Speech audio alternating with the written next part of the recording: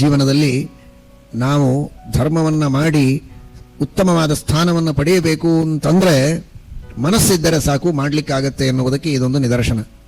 ಕೆಲವರೆಲ್ಲ ಹೇಳ್ತಾರೆ ನಮಗೆಲ್ಲ ಧರ್ಮ ಮಾಡಬೇಕು ಅಂತ ಬಹಳ ಇಷ್ಟ ಇದೆ, ಆದರೆ ಸುತ್ತಮುತ್ತಲಿದ್ದವರು ಯಾರೂ ಸರಿ ಇಲ್ಲ, ಅದಕ್ಕೆ ಮಾಡಲಿಕ್ಕೆ ಆಗೋದಿಲ್ಲ, ನಮ್ಮ ಊರು ಅಷ್ಟು ಚೆನ್ನಾಗಿಲ್ಲ ಅಂತ ಊರಿನ ಮೇಲೆ ಹಾಕ್ತಾರೆ. ನೀವಿರೋ ಊರಲ್ಲ, ನಿಮ್ಮ ಮನೆ ಅಲ್ಲ, ಒಂದೇ ದೇಹದೊಳಗೆ ಇಬ್ಬರಿದ್ದಾರೆ, ಒಬ್ಬಳು ಅಪ್ಸರ ಸ್ತ್ರೀ, ಇನ್ನೊಬ್ಬಳು ರಾಕ್ಷಸಿ. ಇಷ್ಟಿದ್ರೆ ತನ್ನ ಧರ್ಮವನ್ನ, ತನ್ನ ಭಕ್ತಿಯನ್ನ ತಾನು ಅನುಷ್ಠಾನ ಮಾಡಿದ್ದಾಳೆ, ಊರ್ವಶಿ ಸದ್ಗತಿಯನ್ನು ಹೊಂದಿದ್ದಾಳೆ. ಒಂದೇ ದೇಹದೊಳಗೆ ಇಬ್ಬರಿದ್ದಾಗಲೂ ತನ್ನ ಸಾಧನೆಯನ್ನ ಮಾಡುವುದಕ್ಕೆ ಸಾಧ್ಯ ಇದೆ ಮನಸ್ಸಿದ್ರೆ ಅಂತ ಆದ ಮೇಲೆ, ಒಂದೇ ಮನೆಯೊಳಗೆ, ಒಂದೇ ಫ್ಲಾಟಿನೊಳಗೆ, ಒಂದೇ ಊರೊಳಗೆ ಅದೆಲ್ಲ ನೆವ ಹೇಳಬೇಡಿ. ಶ್ರದ್ಧೆಯಿಂದ ಧರ್ಮವನ್ನ ಮಾಡಿ, ನೀವು ಮಾಡಿದ ಧರ್ಮಕ್ಕೆ ನಿಮಗೆ ದೇವರು ಫಲ ಕೊಡ್ತಾನೆ.